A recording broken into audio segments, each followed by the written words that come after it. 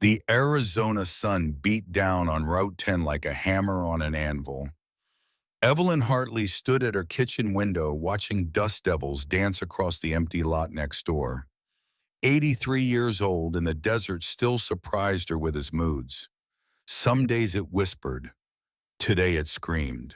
Her hands trembled as she folded the letter for the third time that morning. Redwood Financial Group. Final notice.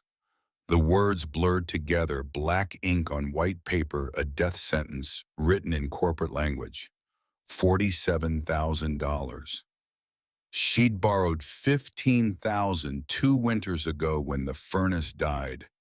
Just $15,000 to keep from freezing. Now the debt had grown, teeth had multiplied like cancer cells spreading through her life with mathematical cruelty. 35% interest compounded monthly. She'd signed the papers without reading them, desperate and alone, trusting that businesses had to follow rules, had to be fair. She'd been wrong.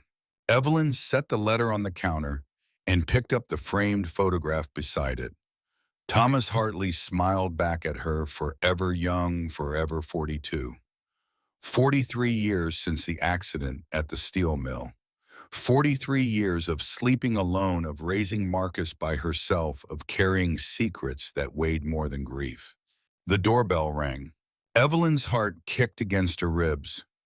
She knew that sound, now knew what it meant. They'd come twice before. The first time 6 months ago, a man named Dalton had smiled and asked politely about payment arrangements. The second time 3 months back, Dalton hadn't smiled.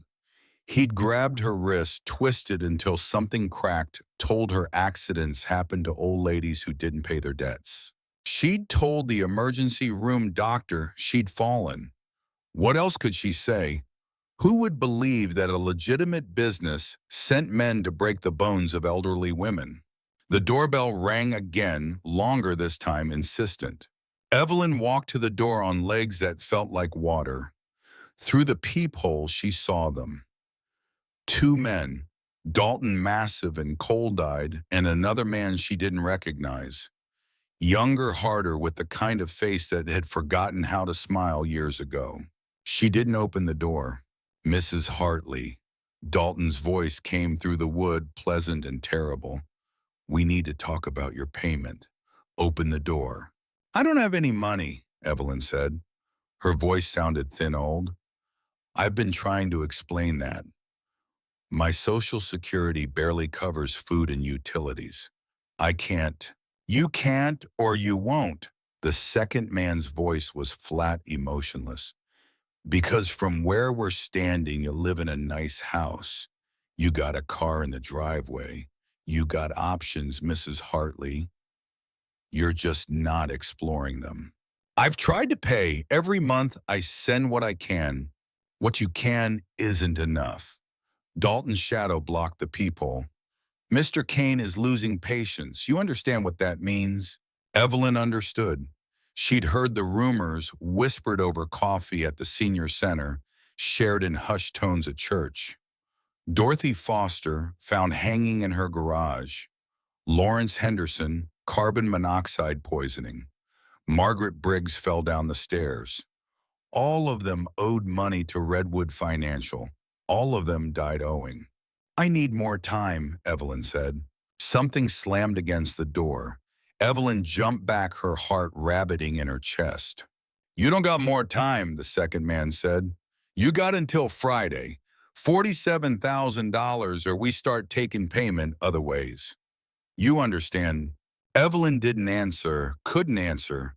Her throat had closed up her lungs, forgetting how to breathe. We know you got a son, Dalton said. Marcus Wright rides with the Hells Angels. Tough guy. Be a shame if something happened to him because his mama couldn't pay her debts. The threat hit Evelyn like a fist. Not her. They could hurt her, break her, kill her. But Marcus. Don't, she whispered. Please, he doesn't know about any of this. He hasn't been home in 8 years. This has nothing to do with him. Then you better figure something out. Dalton's shadow moved away from the door. Friday, Mrs. Hartley. We'll be back. Their footsteps receded. A truck door slammed. An engine roared to life. Evelyn stood frozen in her hallway, listening to them drive away, listening to her own heartbeat thunder in her ears. She made it to the bathroom before she vomited.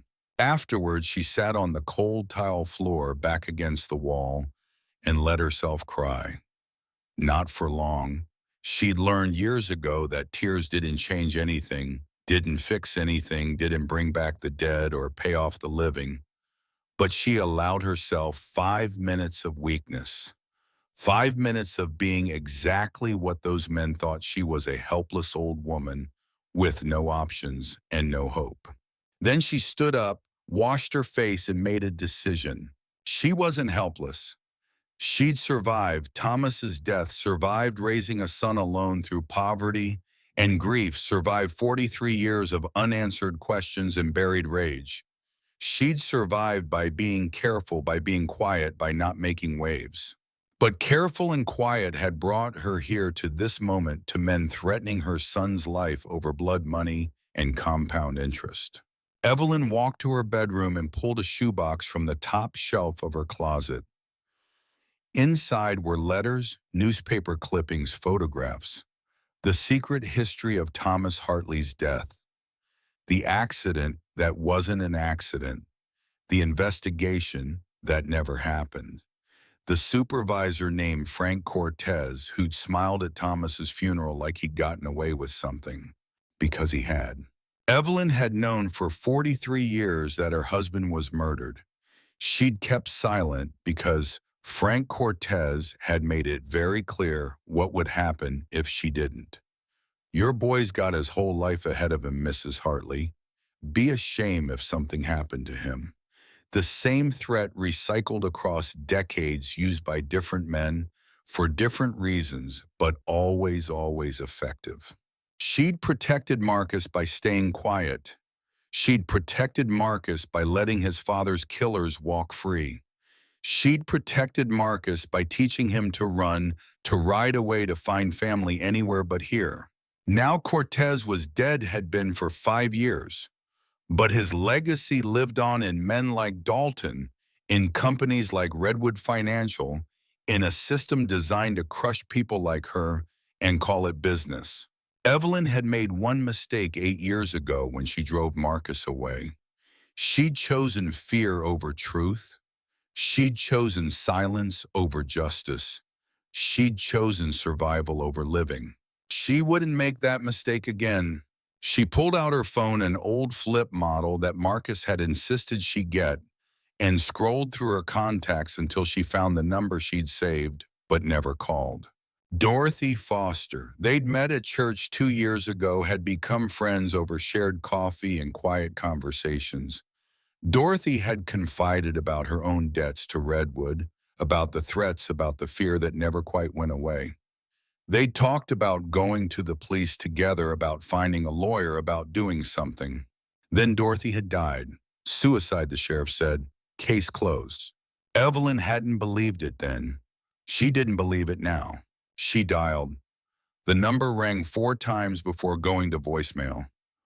Dorothy's voice cheerful and alive, asking callers to leave a message. Evelyn hung up and tried another number. Linda Foster, Dorothy's daughter. Hello. Linda's voice was tired, stretched thin. Linda, it's Evelyn Hartley from church. I'm so sorry to bother you, but I need to ask you something about your mother. Silence. Then what about her? Did she leave any papers? Anything about Redwood Financial? More silence. When Linda spoke again, her voice had changed, gone hard and careful. Why are you asking? Because they came to my house today. Because I owe them money I don't have. Because I don't want to die like Dorothy did. Linda's breath caught. You think they killed her? Don't you? I can't prove it. The sheriff said, the sheriff is wrong, or he's lying. I need to know which one. Linda was quiet for a long moment. Evelyn could hear voices in the background, children playing, life continuing in the wake of death. My mother kept recordings, Linda said finally. Phone calls from Redwood, Dalton McKenzie threatening her. She was scared, Mrs. Hartley. She was terrified. She told me she was going to the police, was going to make them listen. That was a week before she died. Do you still have the recordings? Yes. I need to hear them. Why, what are you going to do that my mother couldn't? Evelyn looked at the shoebox of secrets in her lap, at 43 years of carefully documented evidence that she'd been too afraid to use. I'm going to stop being careful, she said. I'm going to stop being quiet. I'm going to do what I should have done a long time ago. That's what my mother said, and now she's dead. Then help me make sure she didn't die for nothing. They agreed to meet the next morning at Linda's house. Evelyn hung up and sat in the gathering darkness of her bedroom, thinking about Dorothy Foster's courage and her own cowardice, about the price of silence and the cost of truth. Her phone rang. Block number. Evelyn answered. Mrs. Hartley, a woman's voice, professional, careful. This is Deputy Sarah Quinn from the Oak Ridge Sheriff's Department. I apologize for calling so late, but I need to speak with you about an ongoing investigation. Evelyn's first instinct was to hang up. The police hadn't helped Dorothy. The police had ruled her death a suicide and closed the case. The police were either incompetent or complicit. But something in Sarah Quinn's voice made her pause. Something careful and deliberate, like a person choosing words in a room that might be listening. What kind of investigation? Evelyn asked. I'd prefer to discuss it in person. Are you available tomorrow morning? I have plans tomorrow morning. With Linda Foster. Evelyn's blood went cold. How do you know that? Because Linda filed a complaint about her mother's death 6 weeks ago. I've been following up on it. Off the books, on my own time, because I think she's right. I think Dorothy Foster was murdered, and I think you might be next. Evelyn's hand tightened on the phone. You're a deputy. Why are you doing this off the books? Because I don't know who I can trust in my own department. Because evidence keeps disappearing. Because witnesses change their stories. Because I think Redwood Financial has friends in very high places. Why should I trust you? You shouldn't. But I'm the only person with a badge who's willing to say out loud that something is very wrong in Oak Ridge. So you can keep doing whatever you're planning to do alone, or you can let me help you. Evelyn thought about Marcus, about the threat against his life. She thought about Dorothy, about all the others who died alone fighting battles they couldn't win. I'm meeting Linda at 9 tomorrow morning, Evelyn said. You can come too, but Deputy Quinn, if you're playing me, if you're working for them, I will make sure everyone knows. I don't have much, but I have a voice, and I'm done being quiet. Fair enough, Mrs. Hartley. I'll see you at 9. Evelyn hung up and sat in the darkness, listening to her house settle, listening to the desert wind scratch at her windows. Tomorrow she would start something she couldn't stop. Tomorrow she would step out of the shadows and into the light, consequences be damned. But tonight there was one more thing she had to do. She pulled out a piece of paper and started writing. Marcus, if you're reading this, something has happened to me. I need you to know the truth about your father. I need you to know that I've been afraid for 43 years and that fear made me weak. I drove you away because I thought I was protecting you, but I was really protecting myself from having to face what I'd become. Your father didn't die in an accident. He was murdered because he found evidence of criminal activity at the mill and was going to report it. A man named Frank Cortez arranged his death. I've known this since 1981. I said nothing because Cortez threatened to kill you if I did. I've been silent too long. By the time you read this, I won't be silent anymore. Whatever happens, know that I'm finally doing what I should have done decades ago. I'm fighting back. I love you. I'm sorry I wasn't braver. Mom. Evelyn folded the letter, put it in an envelope, and addressed it to Marcus at the last address she had for him somewhere in New Mexico. She'd mail it in the morning before the meeting with Linda and Sarah Quinn before whatever came next. She made herself a cup of tea and sat at the kitchen table, watching the moon rise over the desert. Her hands still trembled, but not from fear anymore, from something else, something that felt like purpose. The night passed slowly. Evelyn didn't sleep. She sat in her kitchen drinking tea, thinking about Thomas, about Marcus, about all the years she'd wasted being afraid. When dawn came, she showered, dressed in her best church clothes, and made breakfast. At 8:30, she walked to the post office and mailed the letter to Marcus. At 9 o'clock, she opened her door to find Linda Foster and Deputy Sarah Quinn standing on her porch. Linda looked older than Evelyn remembered, worn down by grief and anger. Sarah Quinn was in her 40s, fit and sharp-eyed, wearing civilian clothes and an expression that said she expected trouble. "Mrs. Hartley," Sarah said, "thank you for agreeing to meet." "Call me Evelyn, and I'm not agreeing to anything yet. Come in." They sat in Evelyn's living room, Linda clutching a cardboard box like it held everything precious in the world. Maybe it did. "These are my mother's papers," Linda said. "Everything about Redwood. Loan documents, payment records, and the recordings. 3 of them. The last one was made the day before she died." Evelyn took the box and set it on her coffee table. "Before we listen to these, I need to know something, Deputy Quinn. Why are you really here? Why are you willing to risk your career for this?" Sarah met her eyes. "Because Dorothy Foster wasn't the first. In the last 5 years, 8 elderly people in Oak Ridge have died under suspicious circumstances. All of them owed money to Redwood Financial. All of them were ruled accidents or suicides. I started noticing a pattern 2 years ago. Every time I try to investigate, I get shut down. Files disappear. Witnesses refuse to talk. And the sheriff," she hesitated. "The sheriff is protecting them," Evelyn finished. "I can't prove it, but yes, I think so. Roy Brennan has been sheriff for 20 years. He's well respected, well liked, but in the last 4 years, he's made deposits into an offshore account. Large deposits, regular deposits.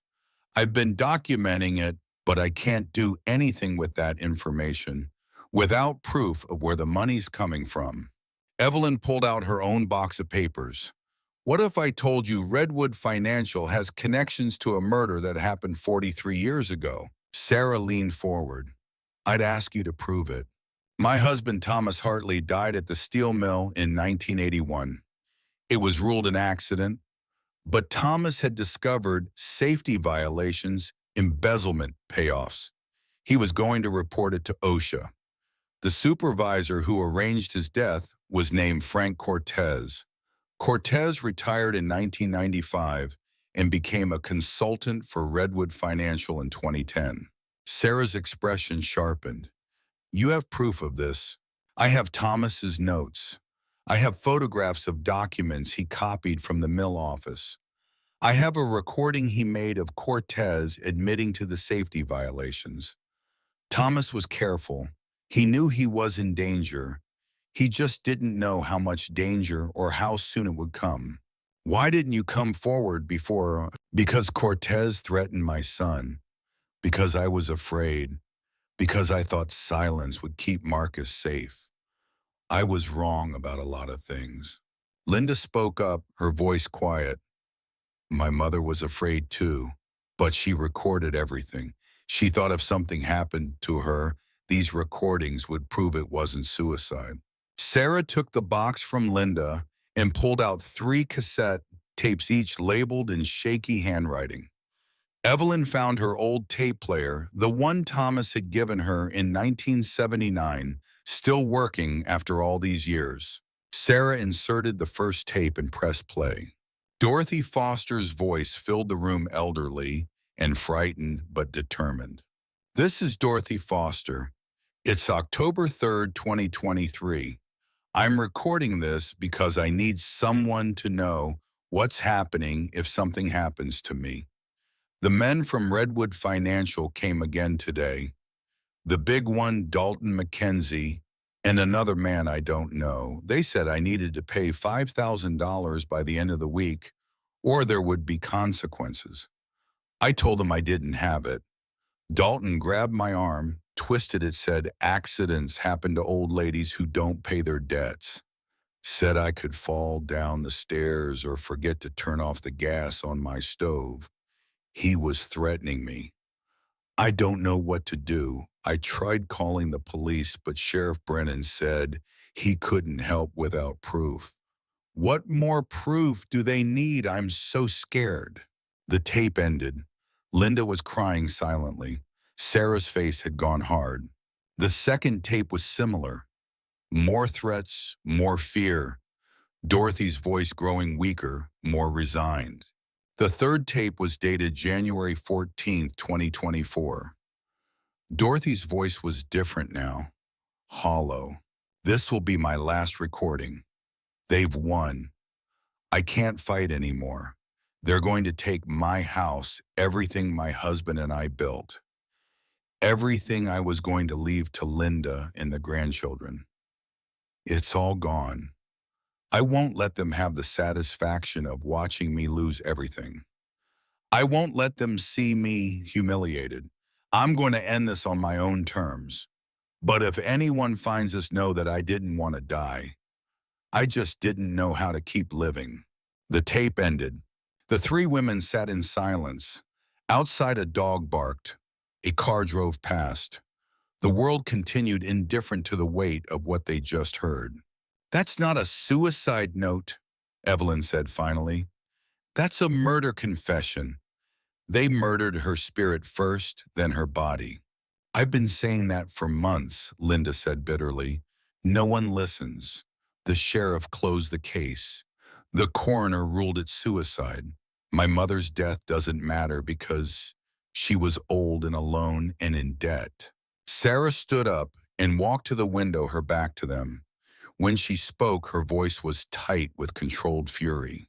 I've been a cop for 18 years. I became a deputy because I wanted to protect people.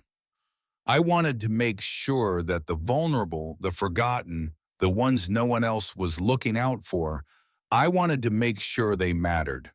But this job has taught me that sometimes the people we're supposed to protect are the ones who get hurt the most. And sometimes the people we're supposed to serve are the ones doing the hurting. She turned back to face them. I can't do this alone. I can't bring down Redwood Financial and whoever's protecting them without help, without proof, without people willing to go on record, willing to risk everything. Evelyn stood up. At 83, her body was failing, her bones brittle, her strength waning. But something in her core, something forged in grief and tempered by 43 years of buried rage, was strong as steel. Then you have me, Evelyn said. I'll go on record. I'll testify. I'll do whatever it takes. Mrs. Hartley, Evelyn, they'll come after you. Harder than before. They'll escalate. You could end up like Dorothy. Then I better work fast. Evelyn smiled, and it was not a kind smile. I've been dead for 43 years, Deputy Quinn. I just forgot to lie down. It's time I remembered how to live.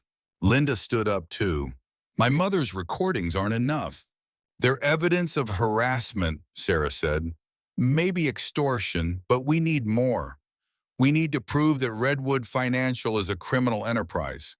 We need financial records showing the predatory loans, the threats, the violence.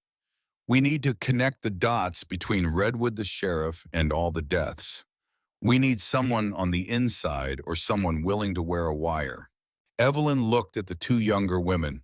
I'll do it. Evelyn, you're 83 years old. You can't. I can't. What die? I'm already dying, Deputy. We all are. The question is whether I die quiet or loud, whether I die meaningless or with purpose. I choose purpose. Sarah studied her for a long moment. If you do this, there's no going back. Once you're in, you're committed, and I can't protect you. Not really. If the sheriff is dirty, if Redwood has reach into the department, I can't guarantee your safety. I'm not asking for safety. I'm asking for a chance to fight back. Sarah pulled out her phone and made a call.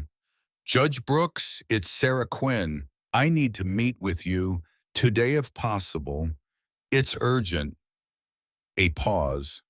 Yes, sir, thank you. She hung up and looked at Evelyn. Judge Harold Brooks retired 2 years ago, but he still has authority in civil matters. His wife Margaret died 18 months ago. She was one of Redwood's victims. The judge has been waiting for someone to give him a reason to go after them. I think we just did. They spent the next hour reviewing documents, making copies, building a timeline. Dorothy Foster's recordings, Evelyn's evidence about Thomas, the list of 8 suspicious deaths in 5 years, Sarah's documentation of Sheriff Brennan's offshore accounts. Patterns emerged, connections solidified. A picture formed of systemic corruption of predatory lending used as a front for extortion and murder of law enforcement looking the other way while elderly citizens died. At noon, they drove to Judge Brooks's house on the outskirts of town. The judge was 78, white-haired and dignified, with eyes that had seen too much and forgotten nothing. He listened to Dorothy's tapes in silence. He reviewed Evelyn's documents about Thomas without expression. When Sarah finished presenting the evidence, Judge Brooks sat back in his chair and was quiet for a long time. My wife died of a heart attack, he said finally. Stress-induced, the doctor said. She'd been under tremendous pressure. I didn't know why until after she was gone.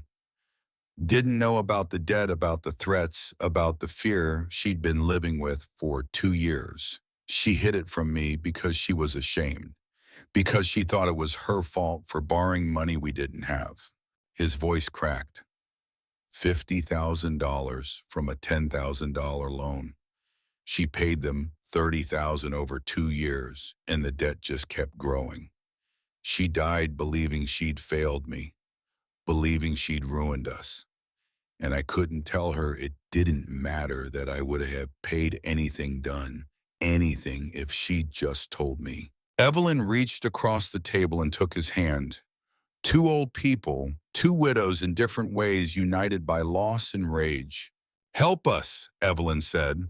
Help us make sure what happened to Margaret, what happened to Dorothy, what happened to all of us. Help us make sure it stops. Judge Brooks squeezed her hand. Then he stood up and walked to his study. He returned with the legal pad and began writing. I'm issuing a civil investigative demand, he said.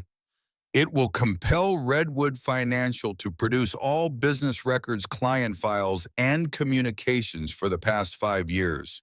Deputy Quinn, you'll serve this demand immediately. If Vincent Kane refuses to comply, I'll authorize a search warrant. Vincent Kane, Evelyn's voice went sharp. Who's Vincent Kane? He owns Redwood Financial, Sarah said. Why do you know him? Evelyn's mind was racing. Vincent.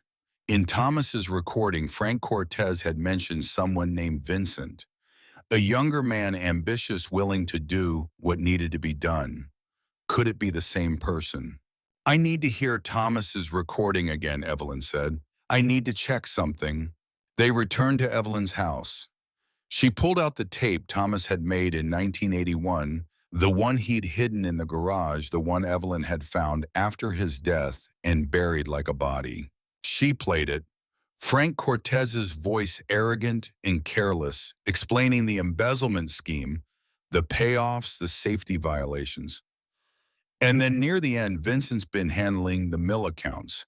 Kids got a head for numbers, no conscience. Perfect for this kind of work. Sarah pulled up a photograph on her phone. Is this Vincent Kane? The photo showed a man in his mid-50s, handsome in a cold way, expensive suit, slicked back hair. Evelyn stared at the picture, trying to see past the years, past the money and polish, to the young man Cortez had mentioned. I don't know, she admitted. Thomas died before I ever met anyone named Vincent. But if it's the same person, then we're not just dealing with loan sharks, Sarah finished. We're dealing with someone who's been in the game for over 40 years, someone who learned from Frank Cortez and built an empire on the same principles. Exploit the vulnerable, use fear as currency, make the system work for you instead of against you. Evelyn felt something cold settle in her chest. This was bigger than she'd thought, deeper, more dangerous. I'm still going to do it, she said. I'm still going to wear a wire, get evidence, whatever you need. Evelyn, no, she cut Sarah off. You don't understand. I've spent 43 years being afraid. 43 years letting men like Cortez and Kane win because I thought staying quiet would keep my son safe. But Marcus isn't safe. Nobody's safe while these people operate. The only way to protect him, to protect anyone, is to take them down. Sarah looked at Linda, then at Judge Brooks, then back at Evelyn. Okay, but we do this carefully. We build an airtight case. We don't give Kane any warning, any chance to destroy evidence or run. How do we start? Tomorrow, Sarah said, you're going to call Redwood Financial. You're going to tell them you want to negotiate a payment plan. You're going to set up a meeting with Vincent Kane, and you're going to wear a wire that records every word he says. And if he threatens me, then we have him on tape, extortion, intimidation, assault, whatever he does, we'll have proof. Evelyn nodded. When do I make the call? First thing tomorrow morning. I'll get the wire set up tonight, test it, make sure it's working perfectly. In the meantime, you need to be careful. Don't go anywhere alone.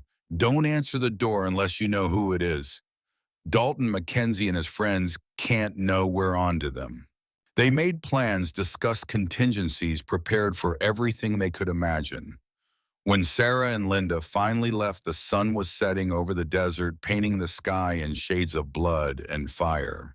Evelyn stood on her porch, watching the light fade, thinking about what she'd set in motion. Tomorrow she would walk into Vincent Kane's office wearing a wire. Tomorrow she would look into the eyes of a man who'd built a fortune on suffering and pretend to beg for mercy. Tomorrow she would be afraid, but she would do it anyway. Her phone rang. She almost didn't answer, then saw the area code, New Mexico. Hello, Mom, Marcus's voice rough and uncertain, like he couldn't believe he was calling. Mom, I got your letter. I'm coming home. Evelyn's knees went weak.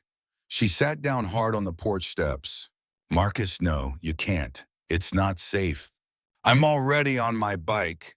I'll be there by tomorrow night. Whatever you're doing, whatever you're planning, I'm going to help you. I don't need help. I need you to stay away. These people, they threatened to hurt you if I didn't pay. If you come here, then we'll deal with it together. Like we should have done 8 years ago. Like I should have done instead of riding away. Marcus. I'm not asking permission, Mom. I'm telling you I'm coming home. We'll fight this together or we won't fight it at all. Your choice. Evelyn closed her eyes. She'd spent 8 years pushing Marcus away, convincing herself it was for his own good. Now he was riding back into danger because of a letter she'd written in a moment of weakness. But maybe weakness was what she needed. Maybe trying to be strong alone was what had failed her all these years. Okay, she said quietly. Come home, but Marcus, when you get here, we do this my way. No violence, no Hell's Angels justice. We do this legally, carefully, the right way. I'll try, Mom, that's all I can promise. Then I guess that'll have to be enough. They talked for a few more minutes, but there wasn't much to say. 8 years of distance couldn't be bridged in a phone call. When they hung up, Evelyn sat on her porch in the gathering dark, thinking about her son, riding through the night to save her, not knowing she'd already decided to save herself. Tomorrow would bring Vincent Kane and a wire and the first real step toward justice. Tomorrow Marcus would arrive and they'd have to find a way to work together after so many years apart. Tomorrow everything would change. But tonight Evelyn allowed herself one moment of something she hadn't felt in 43 years. Hope. Marcus Hartley rolled into Oak Ridge at dusk, his Harley's engine growling like distant thunder. The town looked smaller than he remembered, older, like it had aged in dog years while he'd been away. Main Street was half empty, storefronts dark, the movie theater converted to something else. He found his mother's house by muscle memory, navigating streets he'd known since childhood.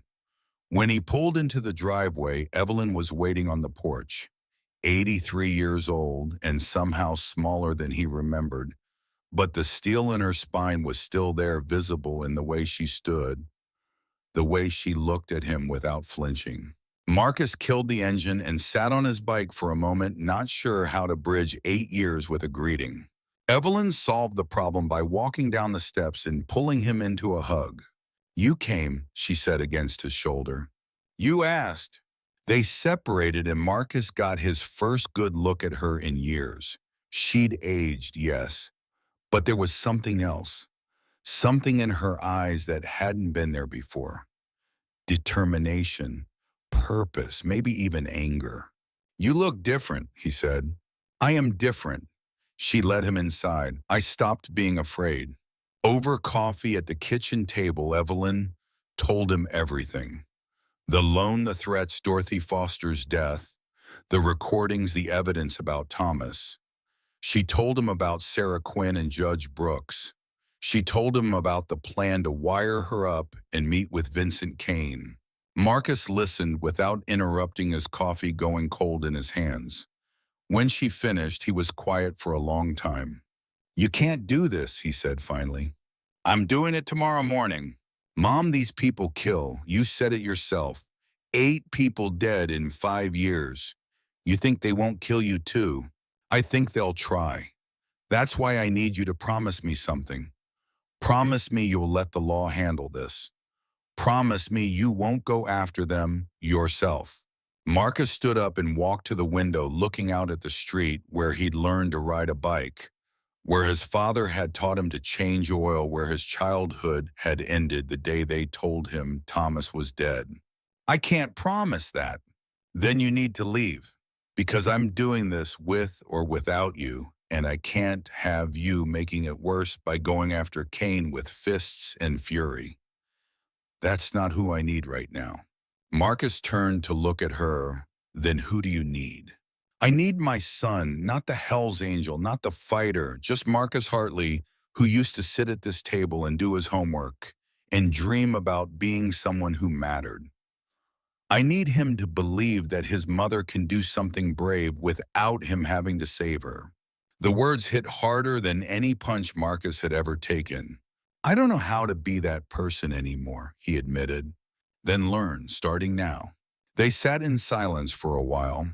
Then Marcus asked the question that had been burning in his mind since he read her letter. "You really think this Kane is the same Vincent from Dad's recording?" "I don't know, but the timeline fits. Dad died in 1981. Kane would have been in his 20s then, old enough to be working with Cortez, young enough to learn from him, to build on what Cortez started. And when Cortez retired from the mill, Kane gave him a job at Redwood. Payback or insurance. Keep your old partner close, keep him quiet." Evelyn pulled out a folder. "I've been doing research. Vincent Kane opened Redwood Financial 5 years ago, but before that he had a dozen other businesses. Payday loans, cashing bail bonds, all of them targeting poor people, elderly people, desperate people. He's been perfecting this game for decades." Marcus studied the documents. Newspaper articles, business filings, complaints filed with the Better Business Bureau. A pattern emerged. Kane would open a business, extract maximum profit through barely legal means, then shut down before regulators could act. Rinse and repeat. A shark in motion, always moving, always feeding. He's good, Marcus said grudgingly. He's evil, Evelyn corrected. There's a difference. A knock at the door made them both freeze. Marcus's hand went to his belt, to the knife he'd carried for 40 years. Evelyn put a hand on his arm. It's probably Sarah Quinn. She said she'd come by tonight to set up the wire. It was. Sarah stood on the porch in civilian clothes, carrying a bag that looked like it held gym equipment. With her was another woman, older, harder-edged. Evelyn Marcus, Sarah said. This is Detective Rita Vance from the state police. She's going to help us with the technical side of things. They went inside. Rita Vance had the kind of face that had forgotten how to smile, but her eyes were sharp and assessing. She looked at Marcus's vest at the Hells Angels patches, and something in her expression tightened. You're the son, she said. It wasn't a question. I'm the son. Sarah tells me you ride with the Angels. That going to be a problem. Only if you make it one. Rita smiled, and it wasn't friendly. I've been working organized crime for 20 years. I've put more bikers in prison than you've probably met. So let's be clear about something. I don't care who you ride with. I don't care about your history. All I care about is whether you're going to blow this investigation by doing something stupid. I'm not here to cause problems. Good. Then stay out of the way and let us do our jobs. Evelyn stepped between them. That's enough. Rita Marcus is here to support me, not to interfere. Marcus Detective Vance is risking her career to help us. We all want the same thing. Can we agree on that and move forward? The tension held for another moment, then broke. Rita nodded. Marcus did the same. They spent the next hour going over the plan. Rita pulled out the wire, a tiny microphone and transmitter that would be taped to Evelyn's chest, hidden under her clothes. She explained how it worked, how sensitive it was, how far the signal would reach. We'll be in a van parked 2 blocks away, Rita said. We'll hear everything Kane says. If things go south, if he threatens you, if you feel unsafe in any way, you use the safe word. We'll be inside in 30 seconds. What's the safe word? Evelyn asked. Thomas. Evelyn's breath caught. Sarah had chosen well, a word that would sound natural in conversation about the past, but one that carried weight, that meant something. They practiced. Evelyn wore the wire spoke, normally walked around her house while Rita listened in the van outside. The equipment worked perfectly. Too perfectly. Evelyn could hear Rita's voice in her head, counting down testing range. When they were satisfied, Rita removed the wire and packed it away. Tomorrow morning, 9 o'clock, I'll be here to wire you up. You'll call Redwood at 9:30 and set up a meeting for 10. That gives us 30 minutes to get into position to make sure everything's working. You understand, though? Evelyn nodded. And Mrs. Hartley, Vincent Kane is dangerous. He's smart, he's careful, and he's been doing this long enough to spot trouble. Don't try to be clever. Don't try to get him to confess to murder. Just get him to threaten you, to demand payment, to say something incriminating about the loan terms. That's enough. What if he doesn't say anything useful? Then we try again. But my experience with men like Kane, they can't help themselves. Give them power over someone and they'll use it. They'll enjoy it. And when they do, we'll have them on tape. After Rita and Sarah left, Marcus and Evelyn sat up late, talking about things they'd avoided for 8 years. Thomas's death, the argument that drove Marcus away, the silence that followed. I shouldn't have said those things, Evelyn said. About the club not being family, I was wrong. You were right. The club was me running away from dealing with Dad's death. I just didn't want to admit it. And I was running away too, from the truth about what happened to him. We both ran. We just ran in different directions. Marcus reached across the table and took his mother's hand. I'm sorry I left. I'm sorry I stayed away. I'm sorry I drove you away. I'm sorry I wasn't braver. You're brave now. Now I'm desperate. There's a difference. I don't think so. They sat holding hands across the kitchen table, two people who'd lost too much and stayed silent too long, finally finding words. The next morning came too fast. Marcus woke on the couch to find his mother already up dressed, making breakfast like nothing unusual was about to happen. Rita arrived at 9 sharp. She wired Evelyn up efficiently, professionally, checking and rechecking the equipment. Sarah showed up 10 minutes later with Judge Brooks. I wanted to be here, the judge said, to see this through. At 9:30, Evelyn picked up the phone with hands that only trembled slightly. She dialed Redwood Financial. Redwood Financial, how may I help you? This is Evelyn Hartley. I need to speak with Mr. Kane about my account. One moment, please. The whole music was something classical Mozart or Bach, pleasant and civilized. The cognitive dissonance was jarring, violence wrapped in elegance. Mrs. Hartley, Vincent Kane's voice was smooth, educated, empty of anything resembling warmth. How unexpected. I was under the impression you had nothing to say to us. I've been thinking about our situation. I'd like to discuss payment arrangements. I'm listening. I prefer to do this in person, at your office, this morning if possible. A pause. Kane was thinking, calculating.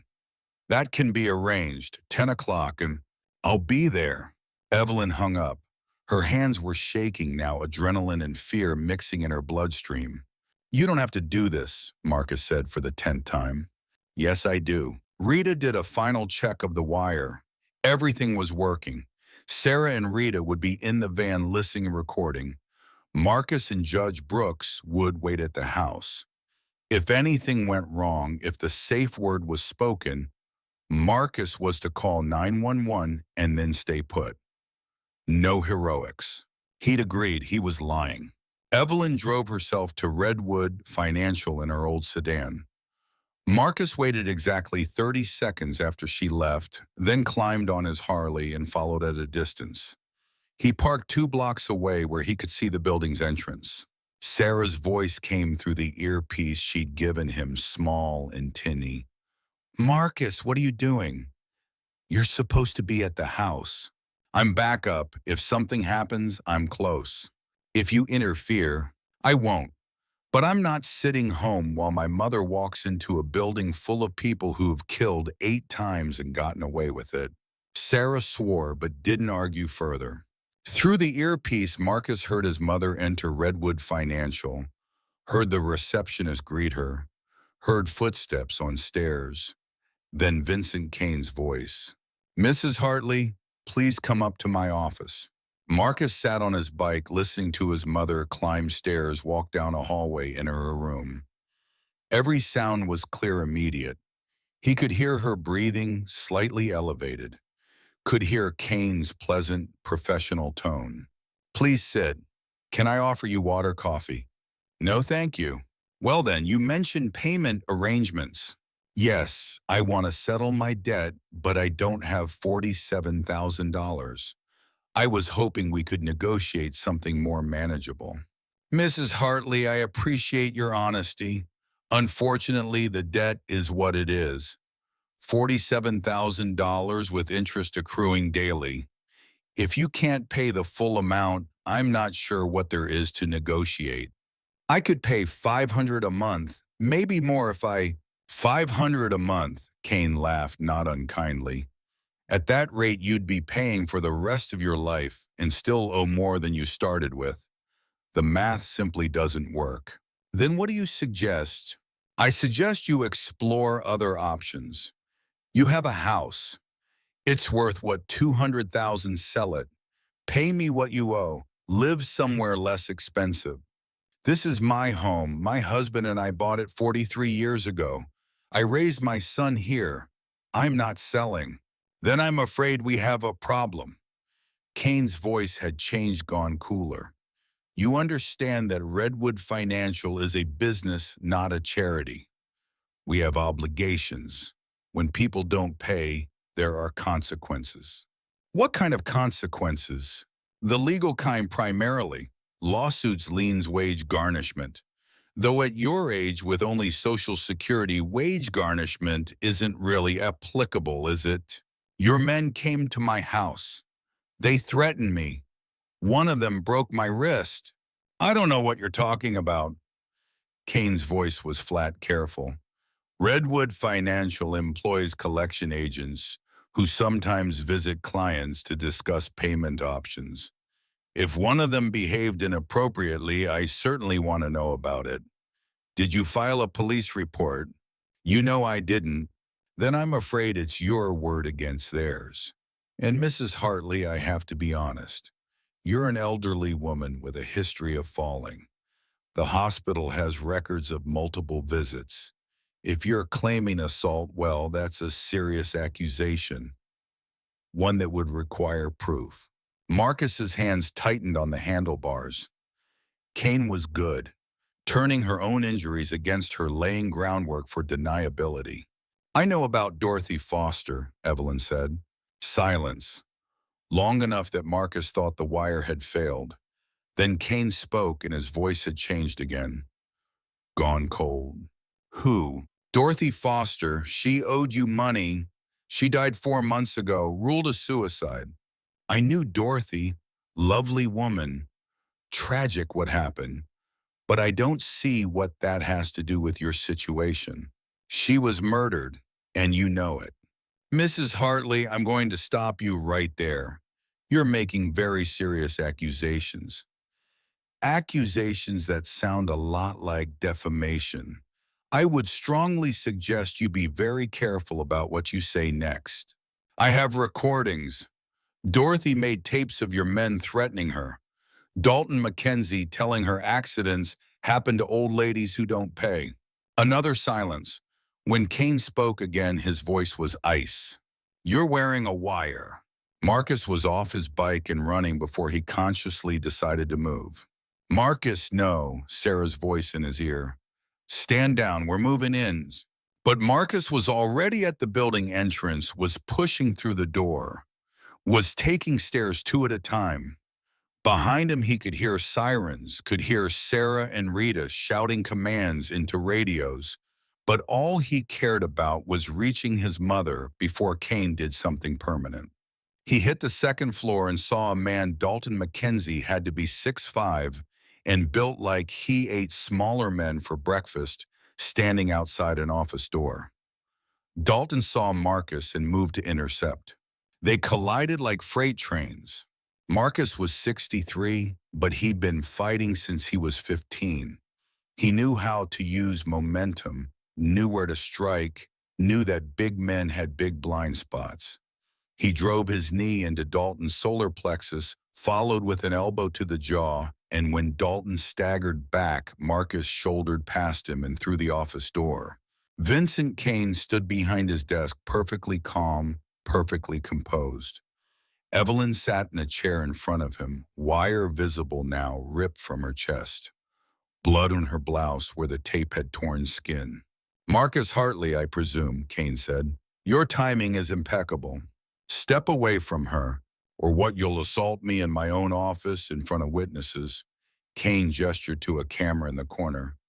Everything's being recorded, Mr. Hartley. Your breaking and entering. Your assault on my employee, whatever happens next.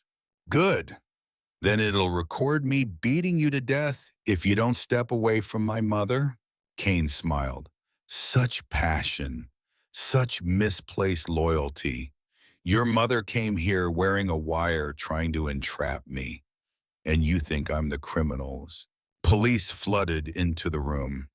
Sarah, first weapon drawn, Rita right behind her, other deputies Marcus didn't know. Vincent Kane, you're under arrest. Sarah's voice was hard, official. Hands where I can see them. Kane raised his hands slowly, still smiling. On what charge? Extortion, assault, conspiracy to commit murder. We've got everything on tape, your own words. Do you? Yeah, because from where I'm standing, the only crime committed here is Mrs. Hartley's attempted wire fraud and her son's assault on my security personnel. I have video evidence of both. What do you have a recording of a business meeting that was illegally obtained? Rita stepped forward.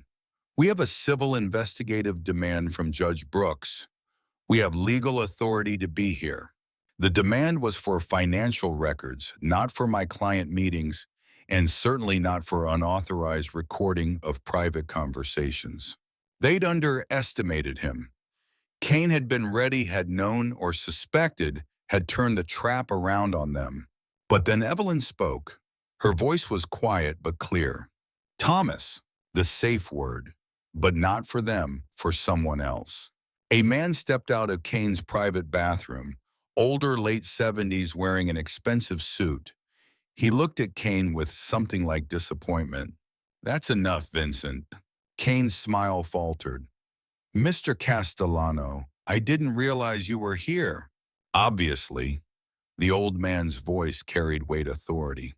I came to see what kind of operation you're running, whether the complaints I've been hearing have any merit. Sir, these people are trying to... I heard what they're trying to do, and I heard what you said about Dorothy Foster, about evidence, about threats. Castellano walked to the desk and picked up a folder. I also took the liberty of reviewing your files while I waited.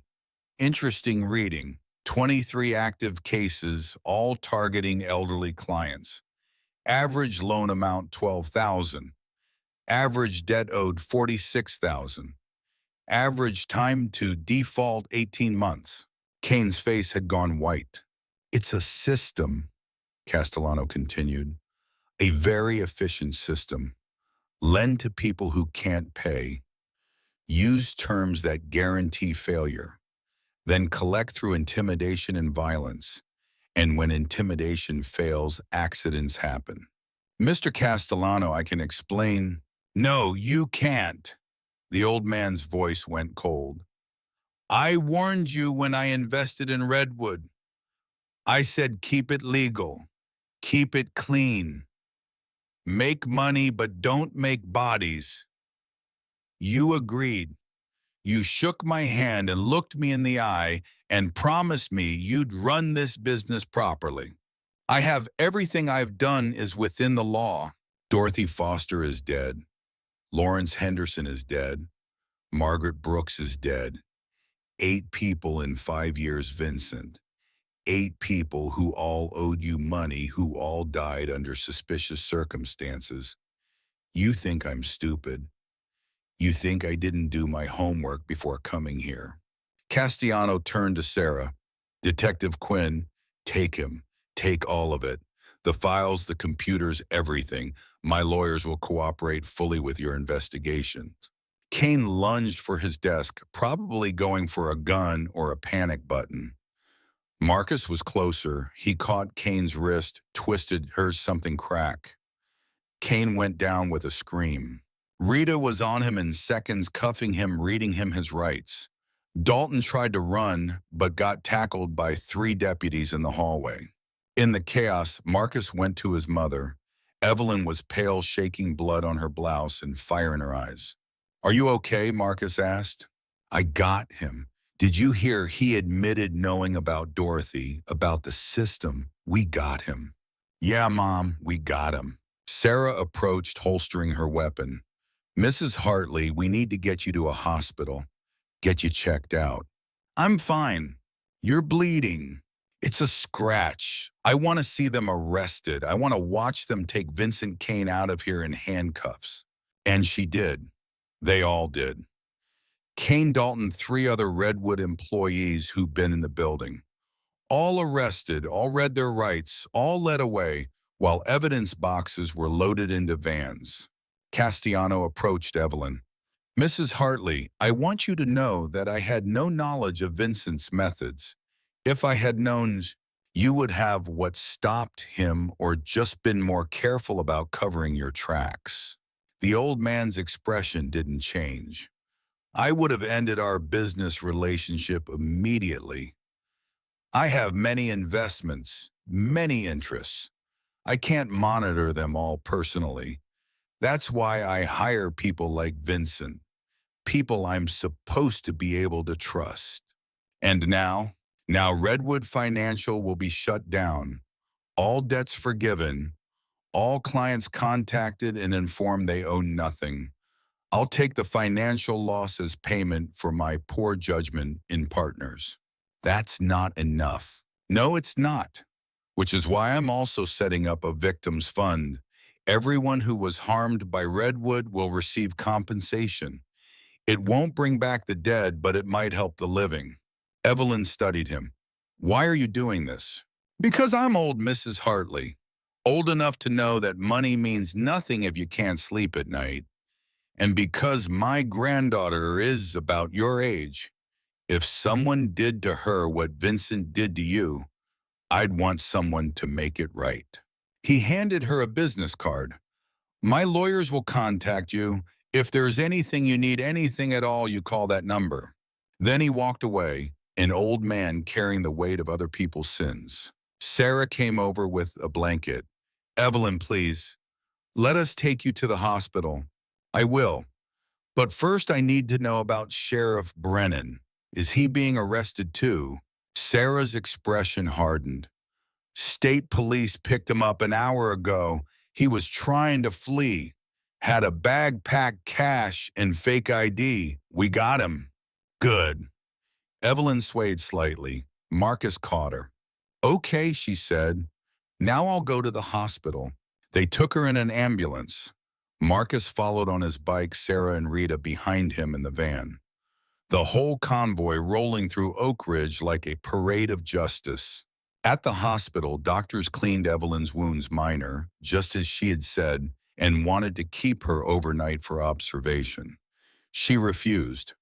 They compromised on a few hours in the ER while they ran tests. Marcus sat with her while machines beeped and nurses came and went. You broke your promise, Evelyn said. You got hurt. I'm fine, and you still broke your promise. You were supposed to let the law handle it. I did. I just helped a little. Evelyn smiled despite herself. You're impossible. I learned from the best. They sat in comfortable silence for a while. Then Evelyn spoke again. Your father would be proud of you, of both of us. I think he'd be proud of you. I just followed your lead. We make a good team. Yeah, we do. Dr. Catherine Hayes came in with test results. Everything looked good. Evelyn was being released with instructions to rest, to follow up in a week, to not investigate any more criminal enterprises for at least a month. Sarah picked them up and drove them home. The sun was setting as they pulled into the driveway, painting the desert in shades of gold and purple. Inside, Judge Brooks was waiting with Sterling, Marcus's old friend, who'd driven down when he heard what was happening. Evelyn, the judge said, standing when she entered. You did it. You actually did it. We did it, Evelyn corrected. All of us. They sat around the kitchen table drinking coffee, talking about what happened, what would happen next. Kane would be charged with multiple counts of extortion, assault, conspiracy to commit murder. Dalton was already cooperating, turning state's evidence. Sheriff Brennan was looking at 15 years minimum. Rita Vance called with updates. The FBI was taking over the investigation, was looking into Kane's connections, his other businesses, his associates. It was bigger than Oak Ridge, bigger than Arizona. They'd found evidence of operations in 4 states, hundreds of victims, millions in illegal profits.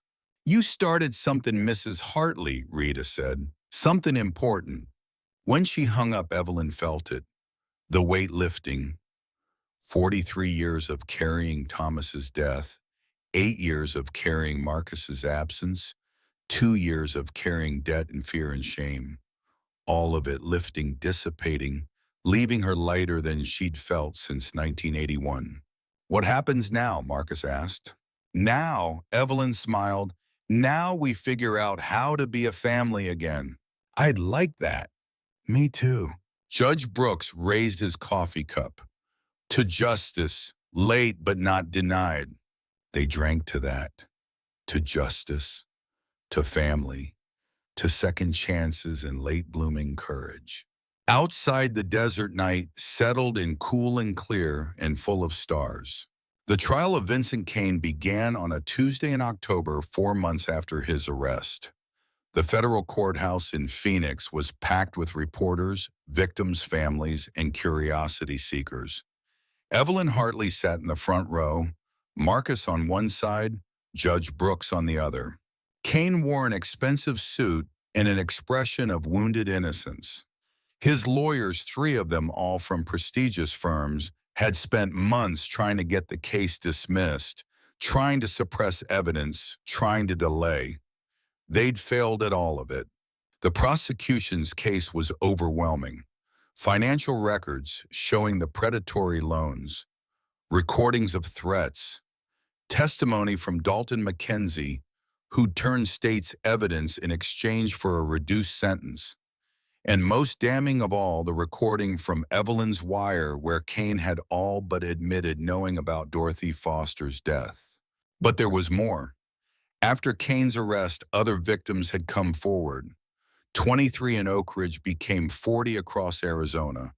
40 became 90 across 4 states, each with the same story: desperate circumstances, predatory loans, threats, violence, fear. 3 more deaths had been linked to Redwood Financial: Lawrence Henderson's carbon monoxide poisoning, Margaret Brooks's fatal fall, and one Evelyn hadn't known about, James Sullivan, 79, who died of a heart attack 2 weeks after Dalton McKenzie broke his arm. The prosecution called its first witness. Sarah Quinn took the stand and laid out the investigation, the evidence, the pattern of criminal behavior. She was professional, thorough, devastating. Defense attorneys tried to shake her, tried to suggest bias, suggested incompetence. Sarah didn't budge. She'd done her homework. She had facts, dates, documentation. She was unbreakable. The second witness was Dalton McKenzie. Dalton was a broken man. Prison hadn't been kind to him. He'd lost weight, lost his swagger, lost whatever had made him believe he was untouchable. He testified about the collections, the threats, the violence. He named names, provided details, implicated not just Kane, but a network of enforcers and corrupt officials. When asked about Dorothy Foster, Dalton's voice cracked.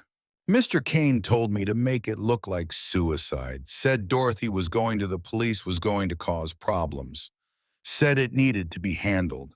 So He couldn't continue. You killed her, the prosecutor prompted gently. I made it look like she hanged herself, but yeah, I killed her. The courtroom was silent except for Linda Foster's quiet sobbing. The defense tried to suggest Dalton was lying to reduce his own sentence, but the evidence backed him up. Fibers from Dorothy's garage matched Dalton's gloves. His phone records put him at her house the night she died. He'd searched how to stage a suicide on his computer 2 days before. The third day of trial, they called Evelyn. Marcus had wanted to prepare her, had wanted to practice testimony, but Evelyn refused. I've been preparing for this for 43 years, she'd said. I know what to say. She walked to the witness stand with her head high, took the oath with a steady voice, sat and looked directly at Vincent Kane. The prosecutor, a woman named Jennifer Walsh, approached with a gentle smile. Mrs. Hartley, can you tell the court about your relationship with Redwood Financial? I borrowed $15,000 to fix my furnace 2 winters ago. The interest rate was 35%. Within a year, I owed $47,000. When I couldn't pay, they sent men to threaten me, to hurt me, to break my bones and tell me accidents happen to old ladies. And did you report these threats to the police? I tried. Sheriff Brennan told me I needed proof, that my word wasn't enough, so I started gathering proof. What kind of proof? I talked to other victims. I collected their stories, their documents, their recordings. I learned that I wasn't alone, that Redwood Financial had been destroying lives for years, and that nobody was stopping them because nobody cared about old people in debt. Mrs. Hartley, why did you agree to wear a wire and meet with Mr. Kane? Evelyn looked at Kane again. He met her eyes without flinching. Because I was tired of being afraid. Because my husband was murdered 43 years ago by men who thought they could get away with it because I was too scared to fight back. I wasn't going to make that mistake again. The prosecutor paused. You mentioned your husband's murder. Can you elaborate? The defense attorneys objected. Relevance, prejudicial. The judge overruled. I'll allow it. Go ahead, Mrs. Hartley. Evelyn told the story.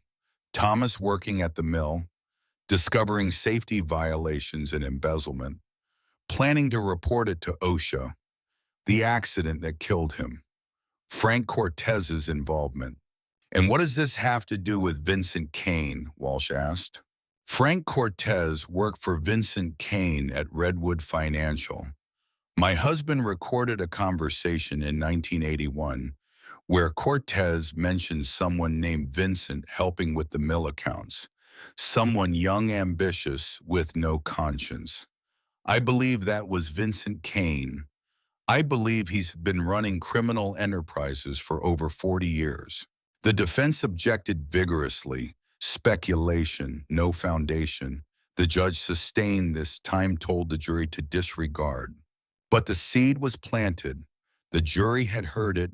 They knew. When the defense cross-examined, they tried to make Evelyn look vengeful, emotional, unreliable. They suggested she'd fabricated evidence, coached witnesses, manipulated the investigation.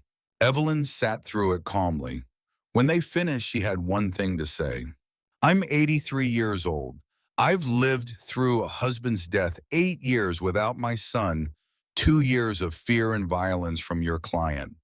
I have nothing left to lose, nothing except the truth. And I'm not going to lie about that. Not for you, not for anyone.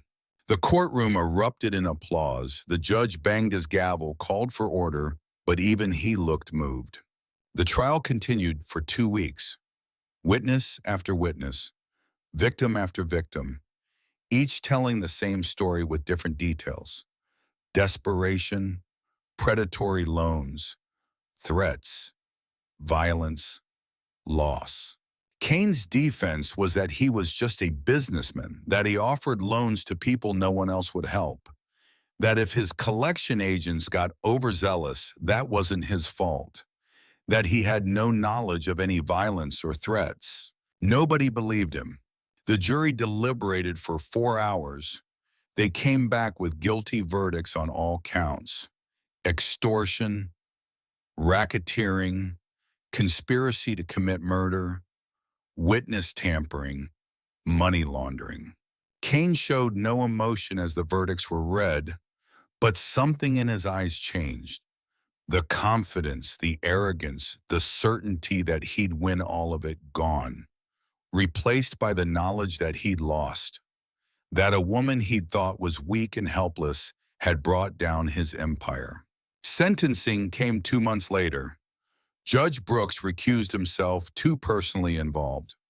A federal judge named Marion Stone presided instead. Before sentencing, victims were allowed to make impact statements. 23 people spoke. Linda Foster, other families of the dead, survivors who'd lost their homes, their savings, their dignity. Evelyn spoke last. Vincent Kane stole more than money from me, she said. He stole my sense of safety. He stole 2 years of my life to fear. He made me feel weak and helpless and alone. But in trying to destroy me, he did something he didn't intend. He reminded me that I'm stronger than I thought, that even at 83, even broken and afraid, I could fight back. I could win. So thank you, Mr. Kane. Thank you for showing me that it's never too late to be brave. Judge Stone sentenced Kane to 45 years in federal prison without possibility of parole. With Kane being 56 years old, it was effectively a life sentence. As marshals led him away, Kane looked at Evelyn one last time. She stared back unflinching. Outside the courthouse, reporters swarmed. Evelyn made a brief statement. Justice was served today, not just for me, but for Dorothy Foster, for Margaret Brooks, for all the victims of Redwood Financial. But this isn't over. There are more Vincent Kanes out there, more predatory lenders targeting vulnerable people. We need to stay vigilant. We need to protect each other. Someone asked if she was planning to sue for damages. Evelyn smiled. Mr. Castellano's Victims Fund has already compensated me more than adequately.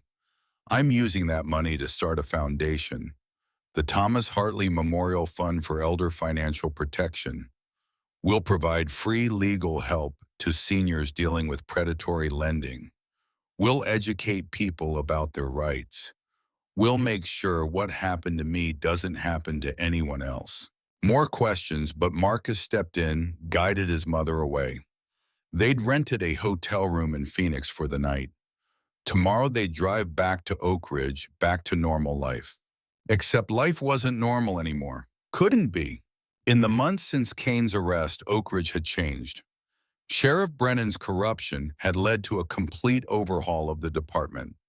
Sarah Quinn was now the acting sheriff, pending a special election. Deputy Rita Vance had been brought in as a consultant to root out any remaining corruption. The town itself seemed lighter somehow. Secrets exposed, wounds cleaned, healing beginning. Marcus had stayed in Oak Ridge, had kept his promise to help his mother. He'd taken over the old garage his father had worked at, had started fixing cars again.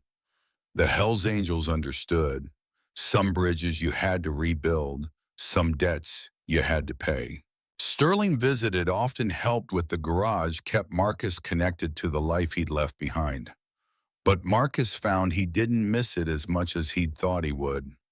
The open road had its appeal, but so did being rooted. So did being home. The night after sentencing, Evelyn and Marcus sat in their Phoenix hotel room, ordering room service, watching the news coverage of the trial. "They're calling you a hero," Marcus said. "I'm not a hero. I'm just a woman who got tired of being afraid." "That's what heroes are, Mom. Regular people who decide they've had enough." Evelyn smiled. "And maybe we're all capable of being heroes. We just need the right reason." Her phone rang. Unknown number. She almost didn't answer, still trained by years of fearing strange calls. But those days were over. "Hello, Mrs. Hartley, this is Agent David Morrison from the FBI. I wanted to update you on the broader investigation into Vincent Kane's operations." "I'm listening." "We've identified criminal enterprises in 7 states now. Over 200 victims. Connections to organized crime, money laundering, possibly human trafficking. Kane wasn't just running Redwood. He was part of something much bigger." Evelyn's hand tightened on the phone. "How much bigger?" "We're still unraveling it, but your testimony, your evidence has opened doors we didn't even know existed. We've made 12 more arrests in the past month. We expect dozens more. And the victims, are they being helped?" "Everyone we can find. We're working with state attorneys general across the country to void predatory loans, provide restitution, offer support services. It's going to take years, but we're committed to making this right." When Evelyn hung up, she felt it again. That sense of purpose. That feeling that she mattered, that what she'd done meant something beyond her own survival. "What did the FBI want?" Marcus asked. "To tell me it's bigger than we thought. That Kane was just one piece of a larger operation." "Does that scare you?" "No." Evelyn surprised herself with the truth of it. "It makes me angry. It makes me want to fight harder."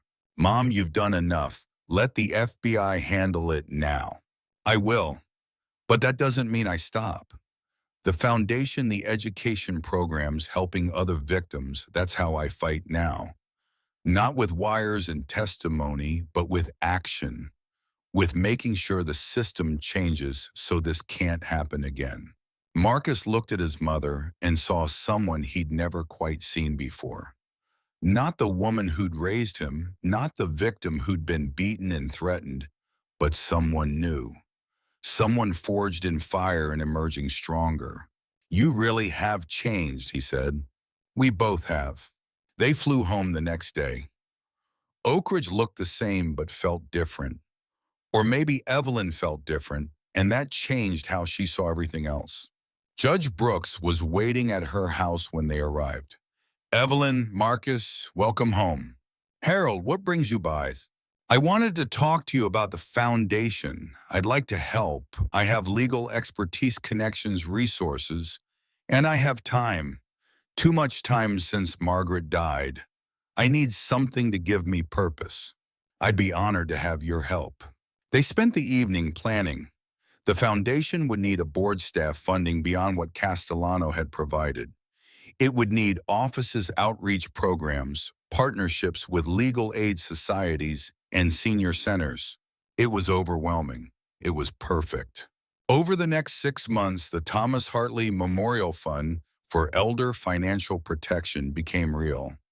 They rented office space in downtown Oak Ridge, hired 2 attorneys and a social worker, set up a hotline for victims to call. Within a month, they had 50 cases. Within 3 months, 200. Word spread. News coverage helped. Evelyn's story resonated. Other victims found courage in her example. Sarah Quinn won the special election for sheriff by a landslide. Her first act was to create a financial crimes unit dedicated to protecting vulnerable populations. Rita Vance signed on as lead investigator. Together, they made Oak Ridge a hostile environment for predators. But success came with challenges. Evelyn was 84 now, and the work was exhausting. Long days at the office, meetings with victims, travel to other towns to speak about predatory lending. Marcus worried. "Mom, you need to slow down. You're going to burn out. I'll rest when I'm dead." "That's what I'm afraid of." Linda Foster joined the foundation as a volunteer, honoring her mother's memory by helping others. Judge Brooks devoted 20 hours a week to pro bono legal work. Sterling started a motorcycle charity ride to raise funds, bringing in the Hells Angels community in a way that surprised everyone. Even people who'd feared bikers saw them differently when Sterling and his brother showed up with checks and smiles, ready to help seniors fight back against financial predators. A year after Kane's conviction, Evelyn received a letter from prison, from Vincent Kane himself. She almost threw it away unread, but curiosity won. The letter was shorthand written. "Mrs. Hartley, I don't expect forgiveness. I don't deserve it, but I want you to know that what you did, what you built, it matters. I destroyed lives. You're saving them. That's justice in a way the court system could never achieve. You were right. I was involved in your husband's death. Not directly. I didn't kill him, but I helped Frank Cortez cover it up. I was 24 years old and thought I was invincible. I spent the next 40 years proving myself right. Until you. One old woman with more courage than I ever had. You destroyed me. You should be proud. I hope you live long enough to see everything you've built flourish. I hope every person you save is a weight on my conscience. I hope I spend every day of the rest of my life knowing that I failed because you refused to be broken. Sincerely, Vincent Kane." Evelyn read the letter twice, then filed it away. Not forgiveness, but closure. She showed it to Marcus that night. "He admitted it," Marcus said. "About Dad, you could reopen that case. To what end? Cortez is dead.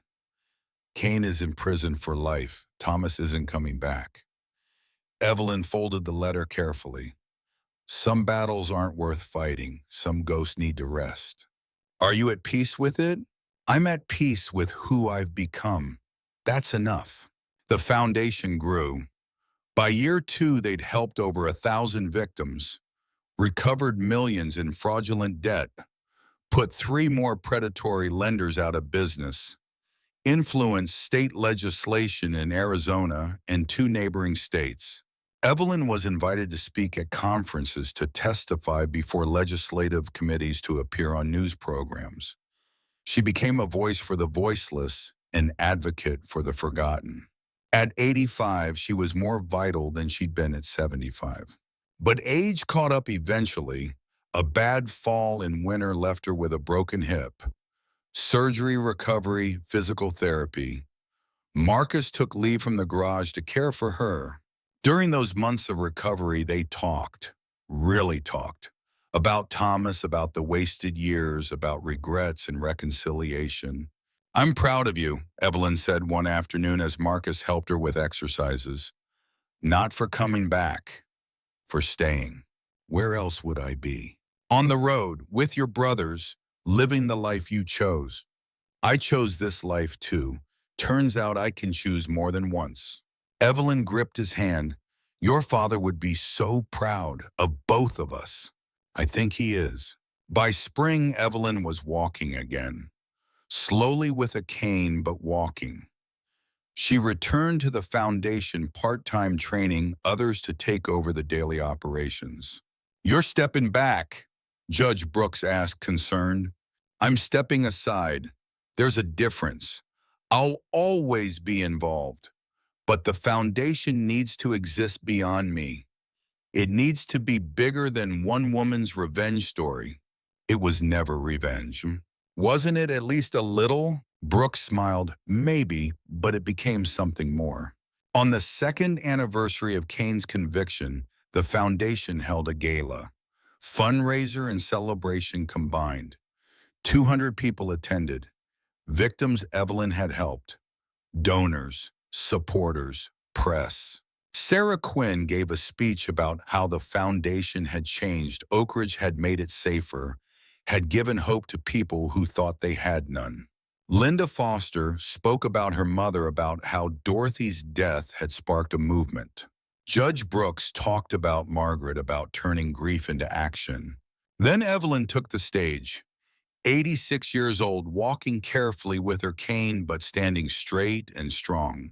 2 years ago, I was a victim, she said. I was scared, I was alone. I was convinced I had no power, no options, no future. But I was wrong.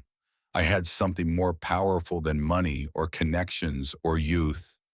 I had the truth, I had courage, and I had the stubborn refusal to go quietly into the dark. The room was silent, everyone listening.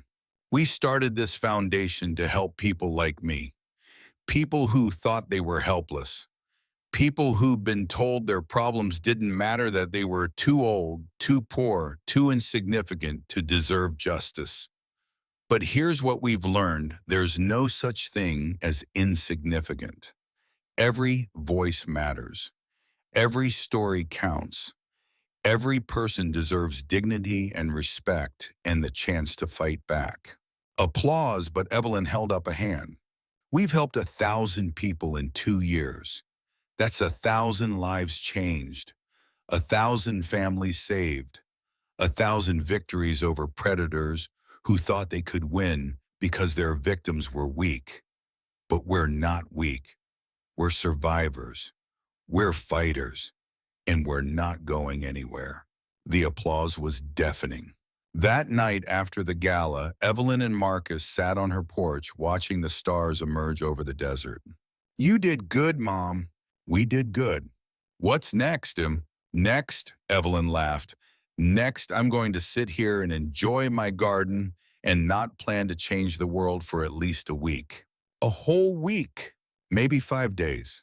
They sat in comfortable silence, mother and son survivors and fighters, watching the night sky and thinking about everything they'd lost and found and built from the ashes. Evelyn's phone buzzed. Text message from Sarah Quinn. Another town, another predatory lender. Could use your expertise. No rush. Whenever you're ready. Evelyn showed it to Marcus. Are you, he asked, ready? She thought about Dorothy Foster, about Margaret Brooks, about all the others who hadn't survived long enough to fight back. She thought about Thomas, about 43 years of silence, about the cost of fear. Yes, she said, I'm ready. Because that's what heroes did. They got tired, they got hurt, they got scared, but they kept going. They kept fighting. They kept showing up. Evelyn Hartley was 86 years old.